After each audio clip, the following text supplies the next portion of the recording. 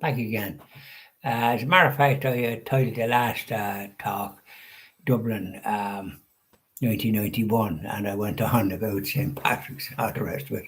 I did a different subject. I should have titled the other one different than I did. But Dublin 1991 was the culture capital of Europe, the EU, well Europe, and the European Economic Community, I guess it was then. So Dublin was a beautiful city at that time. And when I was young for many years, it was a lovely wide streets, and there was fountains in O'Connell Street, two lovely fountains, and people used to sit at them and all the rest of it, and it was a beautiful sight. And people, it beautified the city. And then on O'Connell Bridge, there was lovely flowers, and the street there was trees in the street that was kind of decorated out very nicely. And Cleary's was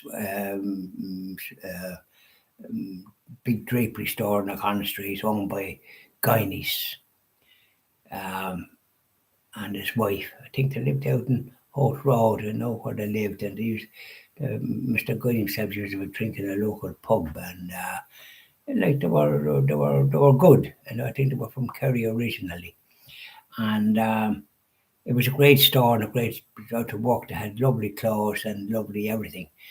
Quite a big store and thriving those times. And on a Sunday, people, ladies, probably with their husbands or maybe with their daughters, used to window shop. And we'd say when there was a sale on, then they were in sharpish to get whatever they had their eye on. There used to be sales and there'd be queues running in to get whatever they wanted first. There was great bargains to be had. So Dublin was a beautiful city with trees along the O'Connell Street, good wide street, and when I was younger, there was a lot of people on bicycles. They're trying to put bicycle lanes and all the rest of it in and prohibit cars. But at that time, nobody had cars, only kind of well-to-do people, and bicycles.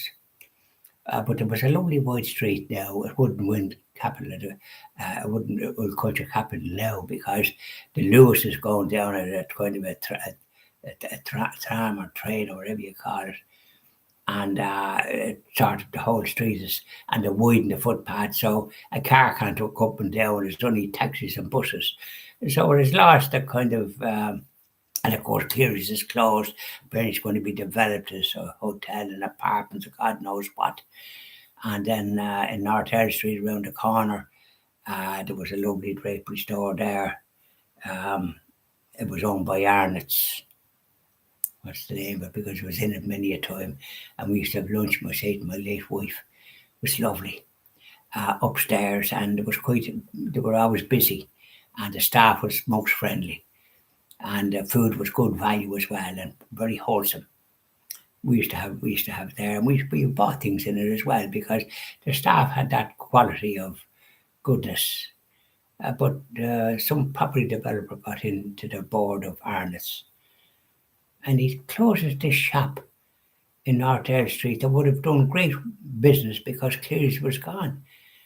So, like, what's the idea?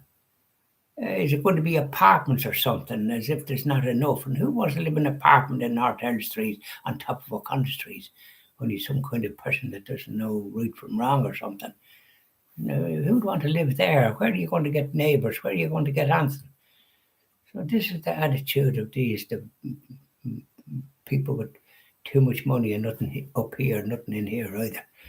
It should have never been uh, uh, um, closed. And the only other one that's down there was Guineas, probably a relation to the Guineas that owned Cleary's, but they were taken over by Americans. And of course, it went from bad to worse after that.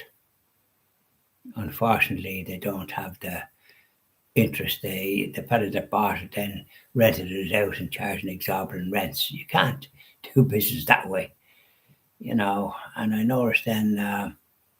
That was a situation. So Dublin was a lovely city, but the media, the newspapers at the time, the journalists, I don't know what's wrong with them, what they're suffering from, but they were ridiculing the fountain that was in O'Connell Street, which was paid for by Michael Smurford of the Jefferson Smurford Group, Jefferson Kappa. They're a big group now, international, and I think at the time it cost a million, £1 million, and that was a substantial amount of money. But you won't get anybody now doing that kind of thing because the media ridicule that lovely fountain on Connor Street. Now look at it. It's absolutely, and they have a spike in the middle of the street. It's kind of a steel monstrosity that actually has nothing, it's just nothing. It contributes nothing to the overall beauty of the city. It should have been a concrete structure with perhaps a restaurant and a lift in it and all the rest of it. Something to beautify and the place, but not this steel monstrosity. And that was chosen by the council or the corporation, these officials. So it shows you that they know nothing about anything. Nobody in their right mind is choosing such a thing for the O'Connell Street, the capital of the country. Deplorable.